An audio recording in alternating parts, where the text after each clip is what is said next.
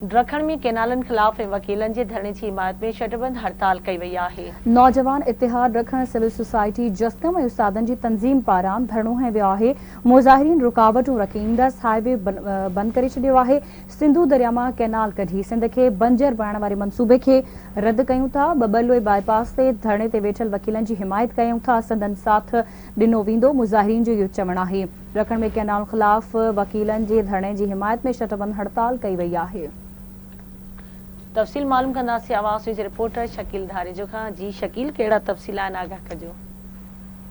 जी बिल्कुल, पूरी सिंध जी ॾखण में भी जेका नौजवान हितां ॾखण जी अॻवानीअ में जेको हिते शहन केनालनि ख़िलाफ़ ऐं जेको आहे बबलो बाईपास ते जेके धरणे में वेठल वकील आहिनि उन्हनि जी हिमायत में एहतजाजी मुज़ाहिरो करे शटरबंद हड़ताल करे जेको आहे शहर बिल्कुलु मुकमल तौर बंदि करे ऐं जेको आहे Shikarpur Ratodero Indus highway road block करे छॾियो आहे।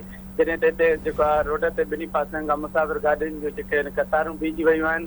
जेके मुज़ाहिरनि में शरीक सिविल सोसाइटीअ जा माण्हू आहिनि, जस्कम जा अॻवान आहिनि, उस्ताद तंज़ीमनि ऐं जेका नौजवान हितां ॾखण पारां जेके शरीक मुज़ाहिरीन उन्हनि जो मुतालबो आहे त जेको आहे वफ़ाक़ शहरनि केनालनि जी जेका मनसूबाबंदी आहे उहा रद्द करे ऐं जेको नोटिफिकेशन जारी करे ॿी सूरत में जेको हिते एहतजाज जो ऐं जेको धरणे जो जेको दाइरो आहे उहो वसी कयो वेंदो। जी ठीक है, वांजी मेहरबानी शकील अपडेट करण जे लाइ।